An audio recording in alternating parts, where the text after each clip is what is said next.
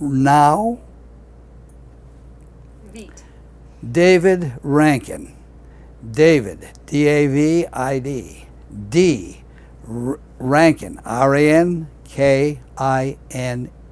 And the unit that you served in the 10th Mountain Division with? The 86th Regiment, A Company of that regiment. And your highest rank served? Oh man, I worked my way right up to be a PFC. And stayed there? Yes, well I did have a little bit of a problem. I used to talk back a little bit. And this held me back. I would have been a general by now For sure. if I hadn't done that, see. What was your specialty training within your company? Specialty training. Did you have any, were you a scout, were you a... Oh, I was. I'm sorry you mentioned that. Yes, I was. They had one time BAR, you know what that is? Mm-hmm. Browning Automatic Rifle. So they had some new ones, and we all got to fire them. And I had a very, very high score. And so the lieutenant says, well, I guess I know who's going to be the next BAR man. I says, no, you don't. I'm not carrying that cannon anywhere.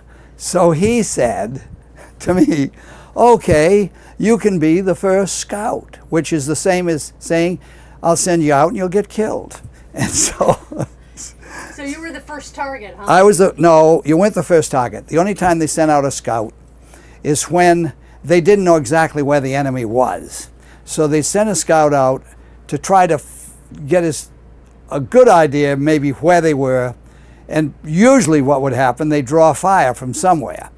And they wouldn't try to kill the scout necessarily, because if you killed him, well then the rest of the troops wouldn't come in under fire, you see.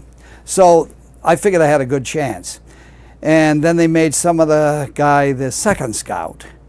And he got up Riva Ridge. And then the lieutenant comes charging by one day, well, right after we got there, and he said, one of you men come with me. Well, I was digging, and I had a pickaxe, and this kid wasn't too good a digger. So I was digging, and so he said, I'll go, and he asked me if he could take my rifle.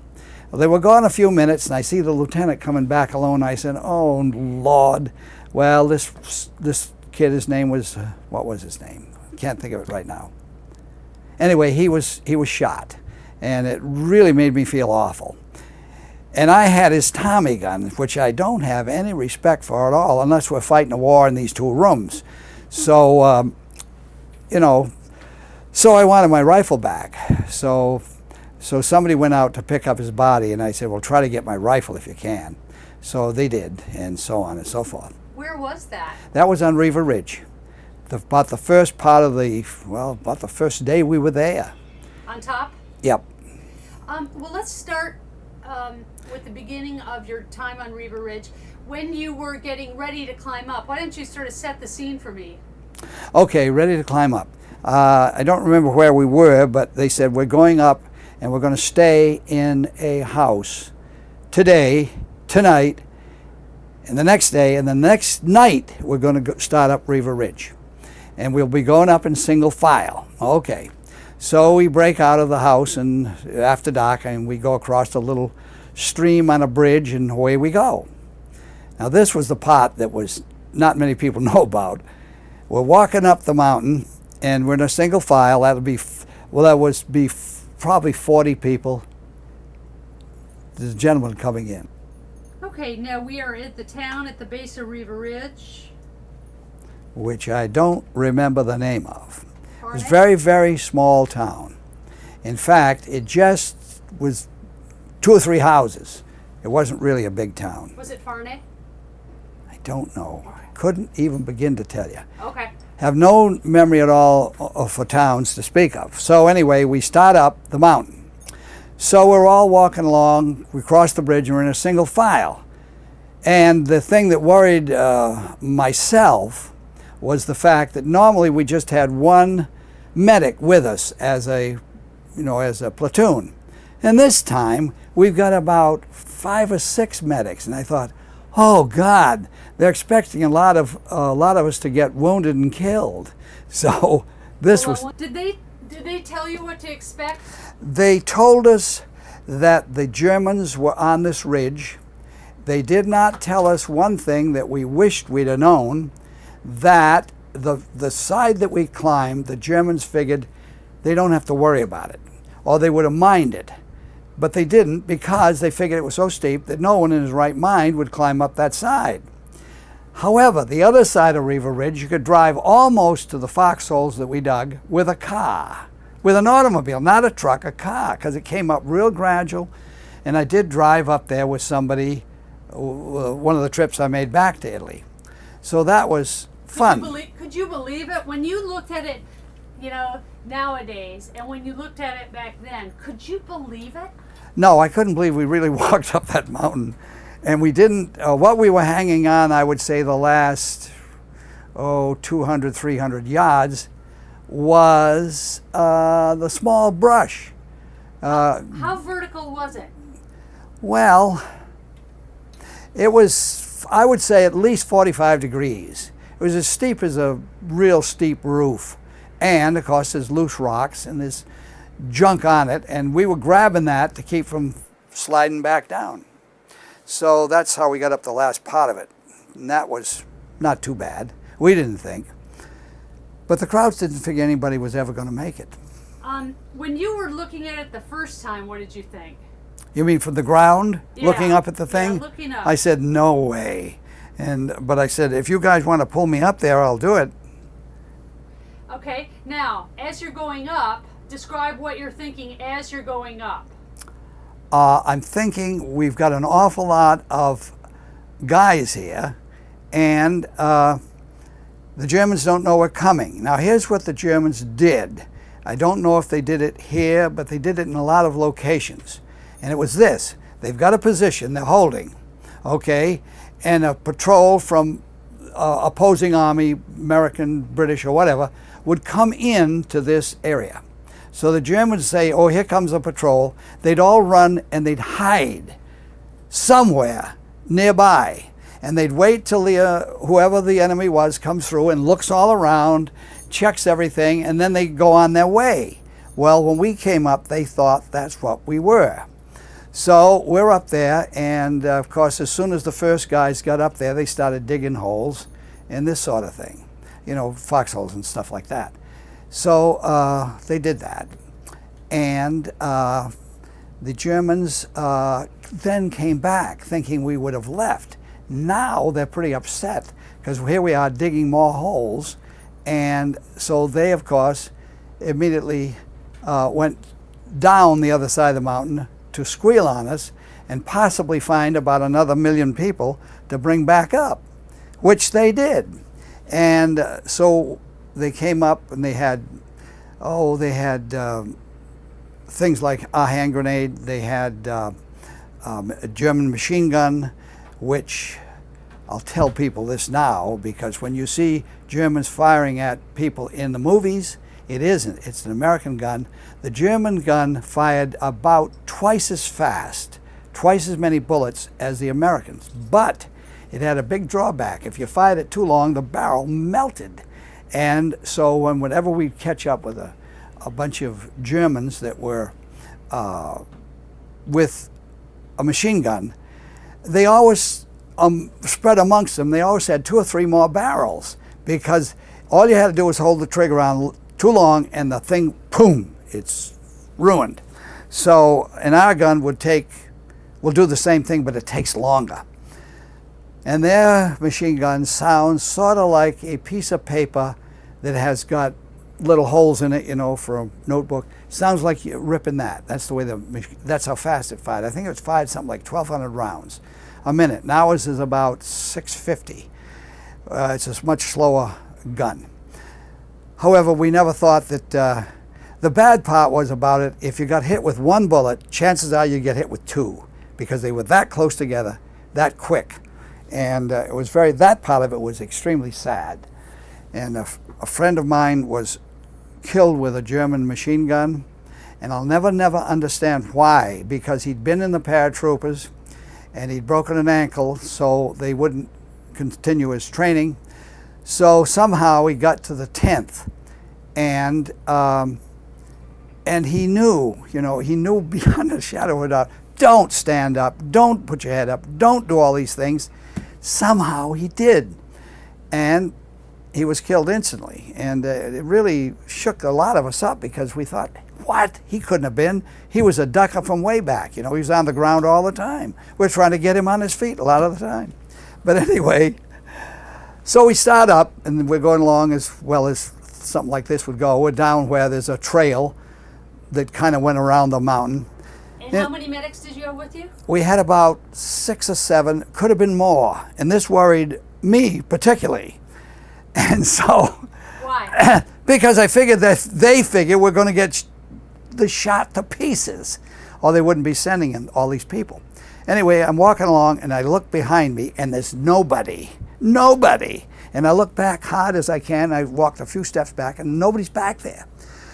So I said to the guy that was ahead of me, I said, send the word up to the lieutenant, there's nobody behind Rankine coming up the trail. A few minutes, the word comes back, tell Rankine to go down the trail and look for him. So I went all the way back down to the bottom of the mountain. What were they doing back there, Rankine? They weren't back there. After I got up to the top, I got up there and I was by myself and I hear people digging and I thought, oh God, I wonder who it is. So I said, I'll wait until I hear somebody speak. Well, I heard somebody speaking in English, so I knew that was probably our troops.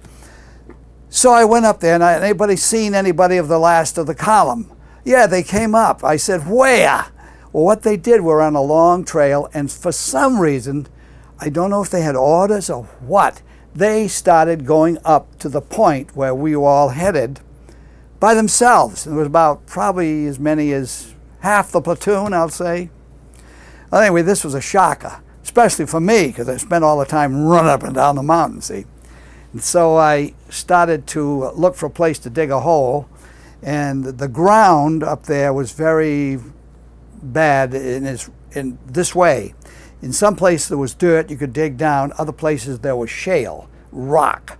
And so the last place that I could possibly dig was in the shale, which I did to a degree. I could break off pieces maybe 6 inches square and about maybe 3/4 of an inch thick with a pickaxe. And at the time I was doing this, somebody came down to see what I was doing, and I'm picking away at this rock, and I got this gentleman, this soldier, a Purple Heart, because he's there and he's looking at me and I'm hitting the rock, and a little piece of rock went in his eye. Well, not enough to send him off the front then, but he goes back and reports it as a blast, So they gave him a Purple Heart. I said, look, I gave you 5, I think it was 5 points the Purple Heart was worth to get out. You heard about the point system, you know about that. Okay, so that gave him some points, you see. Were you digging on top or was it below the lip? Below the lip. I was there at this hole. I was trying to get down a little bit. I could, if I laid down, be down a little. But the main thing was that I was back of the crest of the hill. In other words, the machine gun bullets and other bullets that were missing other people would be over my head. So while I was there, I thought, I wonder how high over my head they are. So I picked up a branch that had been blown off a tree, and I started holding it up and waving it back and forth to see when bullets would begin to hit it. Well, I got up about 2.5 feet, I estimated, and I'm getting bullets going through this piece of wood.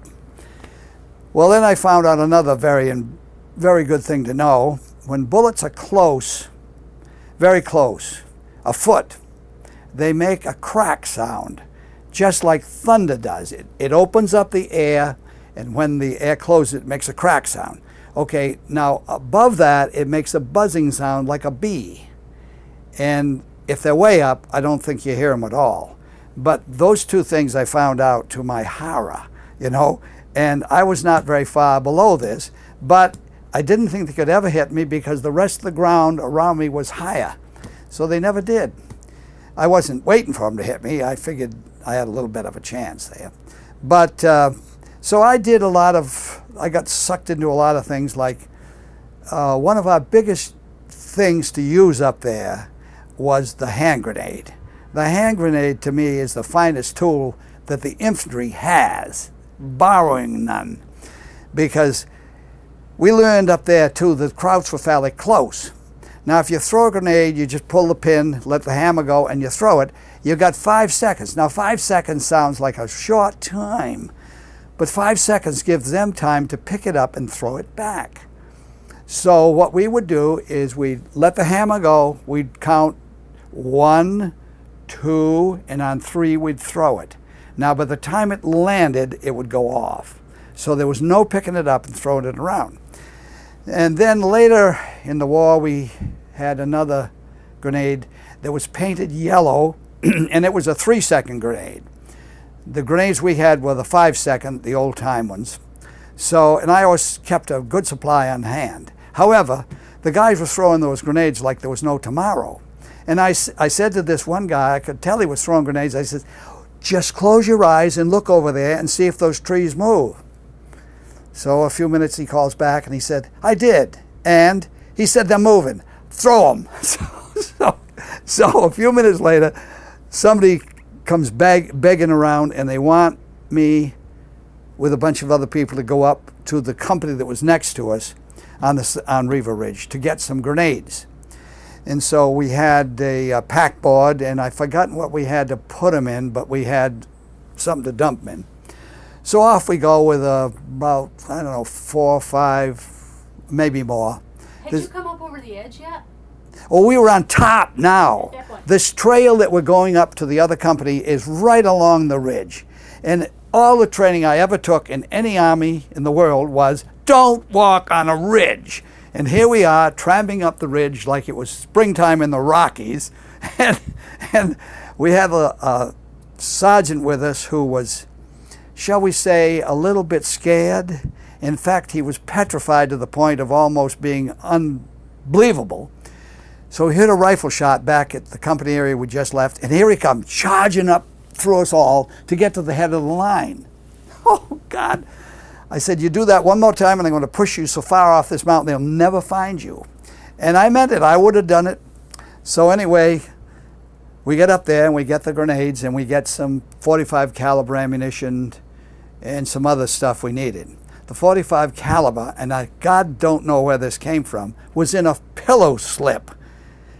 Like so much sand, you know, and I said, where in the, never mind, you don't know where you got it either. So we go marching back. Why did you need to go over there to get ammo? Because we were out of grenades. We were down to about 5 or 6 in the company, on the platoon, what was there. How many people climbed? Well, it'd be a platoon, and a platoon, if we were up to full strength, which we weren't very often, but we might have been on that, it would be about 44 people. See, the platoon is divided into 3 squads. A squad of men consists of 12 individuals.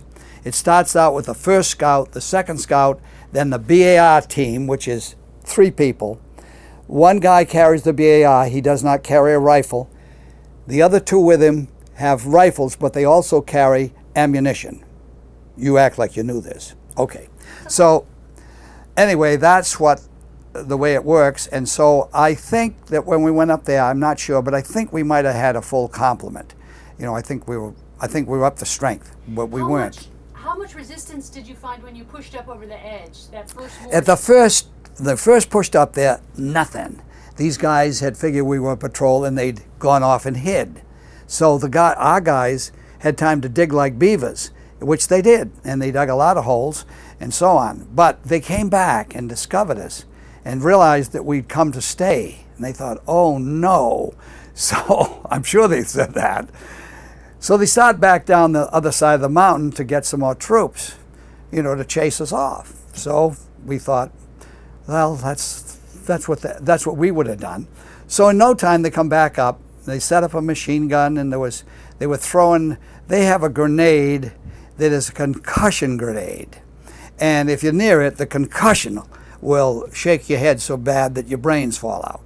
But our grenade, you don't have to be like, if you're in a room and somebody rolls one in on the floor and you're in that room, you're dead, because it's designed to chop up to about 1/2-inch squares.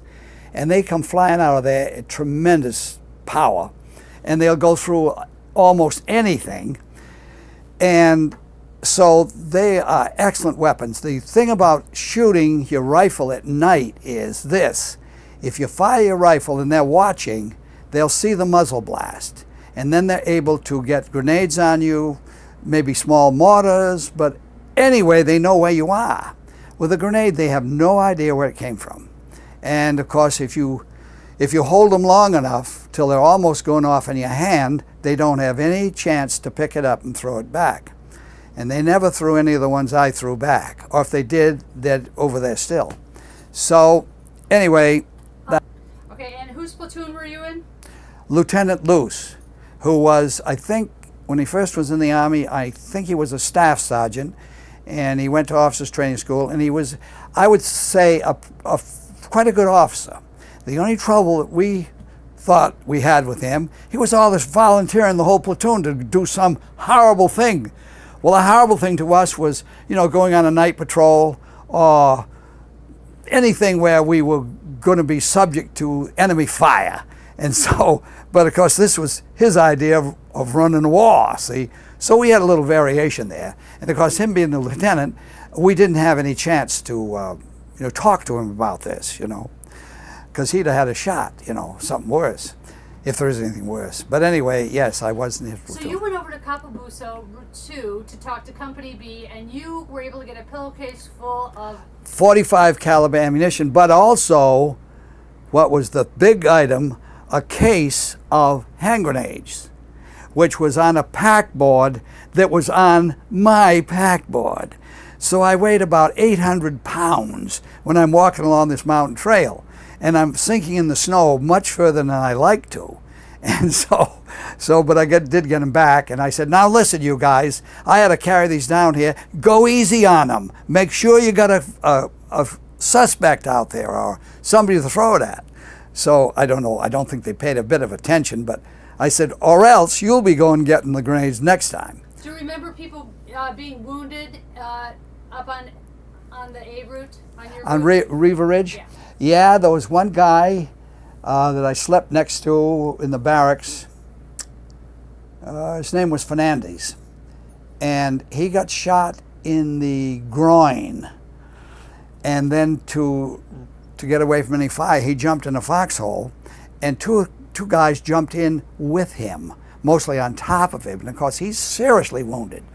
And it wasn't for quite a few hours that the guys got off the top of him, and then the other people got him out of the hole, turned him over to the medics, which were lower than us on the mountain, where they weren't in direct fire at all, to take him down the mountain, which they did. Do you remember him being lowered down the mountain on a stretcher? No, I don't. I would have gone with him. I'd have been on the stretcher, but they would have noticed me, so I didn't go.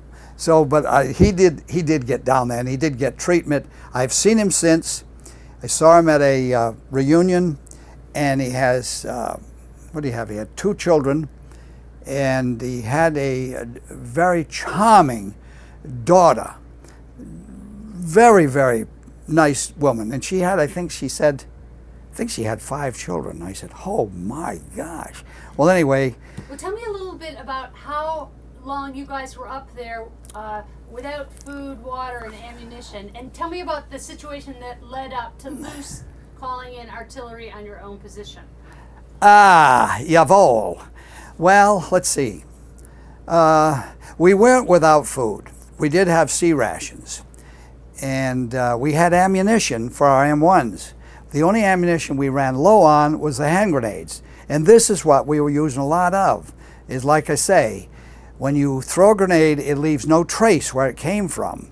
And so we were using a lot of them.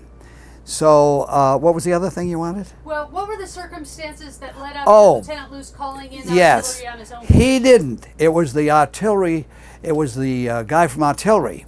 And he got up there, and the first thing he asked me, he said, where's the can around here? I says, are you kidding? I said, there isn't any. Just use your imagination. Try not to get shot or draw fire. And then he told me he was going to call for artillery on our own position. I said, don't you think that might kill some of us? No, he didn't think so. I said, how come? Well, he didn't think so, and so he did. He called for artillery on our own position because the Krauts were that close. How close were the Krauts? Well, at that time, I would say they could have been 50 to 75 feet, and some of them were probably closer, because the ones that got killed that were laying out there were closer than 75. They were about 35 to 40 feet. So anyway, he called for the artillery, and here it comes. We hear it coming. He makes a few adjustments, you know, he can adjust the thing. Tells them which way to move the gun, you know. And I said, boy, I said, how close do you want to get them? I said, that one was way down the hill, maybe 75 feet. He said, what? And I said, yes, that's what it was. And so he said, oh my God. So then he adjusted and lifted a little bit so it was a little further down. But what he wanted to do was discourage any people coming up. And I said, you got to turn it to the left a little bit too. I said, that's where I think they come up. Because we'd walk down there one day a little ways and come back up. And that seemed like a normal trail, you know. So anyway, so he did that. And I don't remember what happened to him. I don't. Well, did you guys feel like it was a pretty desperate situation that you needed to call in artillery? He seemed to think so, and because he didn't want to get shot with German infantry or German artillery, so that's why he was the one that was. He was the instigator of this. Not Lieutenant Luce. I don't know even if he knew about it. He was further over on the ridge from where this guy was. See, so anyway. It seemed like a very desperate situation to me because, you know, those shells don't have anybody's name on them. They don't know nationalities. And so you can get, well, I know we lost a tremendous number of people in Italy with friendly, they call friendly fire from 105s and 75s. So it's very bad. That's what Togel Toko was killed with, was a 105 from our own gun, which was devastating. So, and do you remember when Torgo Toko was killed? Yes, I do. What can you remember about it? Well, we were advancing, and I don't remember who was supposedly in the lead, that is company-wise, because he was in the same company as I. He was in a different platoon. And I've forgotten exactly why there was a separation between us, but not a big one. I was down on a little cot. Oh, not a cot, a little trail where somebody had used like a farm cart, you know, to get to their crops that were growing on the side of the hill. I was down there and I heard this 105 coming, and I thought, oh God. So I got as close to this bank that went up pretty steep as I could. And the shell came in and ignited or detonated on the top of this little hill. And then there was another big bang, and I thought, what the hell is that? Couldn't figure out, but it turned out that the guy with Tokal, he was, I've forgotten the nationality, either Norwegian, Swede. Tokal wasn't either one of those. Arthur Tokala. He was, gosh, I can't think what he was. But anyway, shell had gone, the shells had exploded up there. And what this guy was carrying was 3 bazooka rounds in some kind of a carrying case. Well, of course, when that went off, it killed the guy instantly. And the only thing, I didn't see this, but a friend of mine came up. He was in the number 1 platoon. He came up, and the only thing they found of the guy was a boot hanging in a tree. And that was the only piece, the biggest piece they found of the poor devil. And oh boy, so, and of course the word spread back in a minute, you know, as soon as anybody could talk to anybody in the back.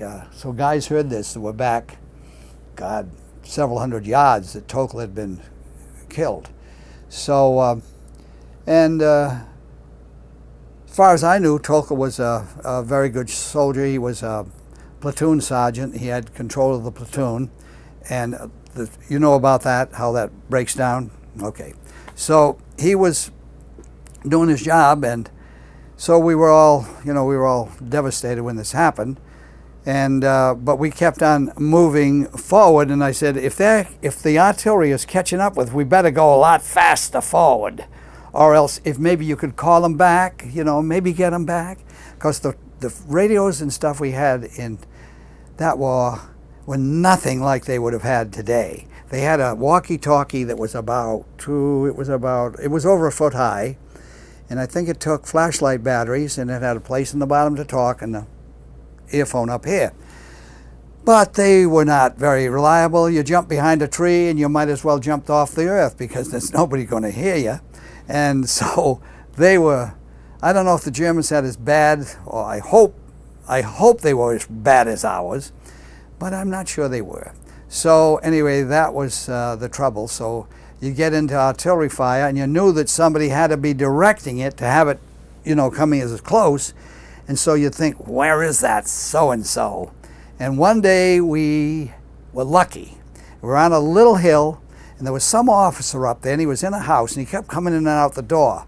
And I said, what is he trying to do, draw fire? And somebody said, well, he's doing it, whether he wants to or not. So we went by the house, luckily, and down into this little valley. We get down this little valley, and we see a guy going up the mountain. And I can see he's got a big pack on. I said, that's him. So we're quite a long ways away, though, because he had known we were coming. And I fired at him, and we caught up to him, and we had a bullet hole through the radio. But the two guys with me fired at him. But those two guys, inside of a barn, they could hit a barn. Outside, I don't know. And so, but I'm sure the bullet that I fired hit the radio. But what made me devastated, it didn't go through the radio and hit the guy. It just went in the radio and nothing came out the back. And of course, in training, they always told us how the M1 would practically shoot through, 2.5 feet of granite, but they did tell us it would shoot through a tree. And in some cases, it did. But it didn't shoot the things that they told us that it could. However, the ammunition overseas was different than the stuff in the States. The stuff in the States had a bullet 3/4 of an inch or thereabouts long. The one overseas had a little longer bullet, but inside of the bullet, about 1.25 inches or thereabouts long, was a piece of tool steel that was sharpened to about a 90-degree point, so that it would, if it hit steel, it would penetrate some of it, and in some case it would go through it. So that's maybe why they maybe had to sacrifice some of the powder that was in the bullet to get that type of a bullet in our use. So I don't know. Think back to the Riva Ridge operation. What was the most difficult and challenging part of it for you? I can't really tell you. Is there anything else we've missed regarding Riva Ridge that you want to talk about? How long were you up on the rib? Well, now that's a funny question you asked me, because the days and nights all went into a great big mess. And I remember we were having a slight lull, so I told these guys that were on like either side of me, I said, I'm going to drop down the hill here about 25 feet, and I'm going to sleep for 10 minutes, and that'll keep me going for another 10 days. They said, okay, so I did. And no time at all, they were throwing rocks at me to wake me up. And I don't know how long I was there. But anyway, I did get some sleep, and it did help a lot. I don't know which would be the worst, most devastating. Probably the continuous attack that they had on us, almost continuous. There would be lulls when they'd change the people, or they'd send up some other people, because the ones that were there had little accidents. So they'd send up more people. And so I think trying to figure that out was the hardest. When they started shooting, you knew they were there, but you didn't know how many, and you didn't know much about it, So I think that was probably the most difficult. And so, as I say, the days, we got up there in the morning, and that day went by pretty bad. Then we were into the night, then into the next day, and it all runs together. Did you feel trapped? Yeah, we felt that if we don't fight here, and if we don't get rid of these guys, we're all going to die here, because we figured if they were there long enough, they would get to us, because they did have the German grenade. Now, have you heard about them? You know what they are? Well, they look like a wooden potato masher. They're about that long, they're about that round, and they don't have shrapnel that breaks up. But the idea of the short handle was this: you can throw them a whole lot further. If you were a kid in the orchard and you had an apple stick, which we used to have, you sharpen a stick, you push it in an apple, and you bring it back and you throw it, and you can throw an apple, well, gee, 100 feet further than you normally could with your one arm. So they had this potato masher. Well, if you were close to it, enough so the concussion would get to your head or any part of your body, it would do damage. But nothing like an American grenade. It made an American grenade look like an 88, you know, as far as the damage it would do. That was another crux of the war. Everybody that got fired at from the Germans, they're firing at us with 88s. No, they're not firing at you with 88s. Because an 88 was it was made for anti-aircraft. And it was fixed ammunition. In other words, it was just like a bullet that you'd put in a, you know, if you're going to put one in your revolver to shoot your girlfriend or your husband, you know, something like that. So anyway, I think probably the shell and the casing and everything would be about that huge piece, see? And of course, they wouldn't waste them on average soldiers. They're going to waste them on tanks or something big, you know. So I said, no, they don't shoot at anti-personnel with the 88. They cost too much, and they don't have that many of them, and a lot of other reasons. So, but they always swore they'd heard of 88. See, so they figured they never heard of the German. The Germans had a 10 or close to a 105, and they had something that was similar to our 155. And did you feel like the German artillery was better than the American artillery? It was better controlled, and the British was good too. One place they pulled us off the advance, and we were sitting over a wall, and we heard this shell. We didn't know what it was. I said, what in the love of heaven was that? Big blang, see? So we climb up, look over the wall, and there's a British gun. And they didn't call this by a name. They called it a gun. It was shorter than what we call the long tom, and it was longer than the other gun that was, oh, Jesus. It was an artillery piece, but it was short. But it shot a 155, big gun. Okay, so we hear this crash. So we get over there, and it's a bunch of British guys. We say, what are you doing up here firing at things? I said, you know, we're on your side. Oh, you are? Yes! And so they had a lot of sense of humor. And they'd been with this gun since North Africa. So way out, way the hell and gone out, we can see a little building. I said, I wonder what it is. I said, you think you can hit it? Well, if we can't, we'll die right here trying. So I said, go. I didn't have any authority, of course, at all. We were all in this, you see. So they load the thing up. But before they loaded it up, they looked through the barrel. And after they loaded it up, they checked for wind by dropping dust. And then they cranked the gun around a lot. They jacked it up what they thought the range was. Now this is the way the Germans fired, and this is the way the British fired. The Americans would have done this, since they have a lot more shells. The first thing they'd have done is they'd have fired one shell out there at this target. Now, wherever it missed, or if it did miss, or whatever, if it missed off to the right or the left, they'd make an adjustment on the gun to counteract this, see? Well, these guys, they fired at the thing, and of course they hit it. And I said, my God, how can you do that? We've been doing it since North Africa, that's how. And he said, one of the guys said, well, they're going to take the gun in and put new rifling in it. And I said, then it'll take you 4 more years to figure out how to fire it. And they said, that's right. So we're going to try to keep them from doing it. I said, good show. So anyway. Did you worry because the Germans had such good artillery? Yes, we did, because they were very accurate. If they knew if they saw anybody to shoot at, they would go through the same thing the British did. The only thing they had to worry about is they didn't want to fire too many shells from one spot, and they couldn't fire them from one spot see, during the day, I don't know if maybe somebody's told you about the little planes that used to fly back and forth on the front line.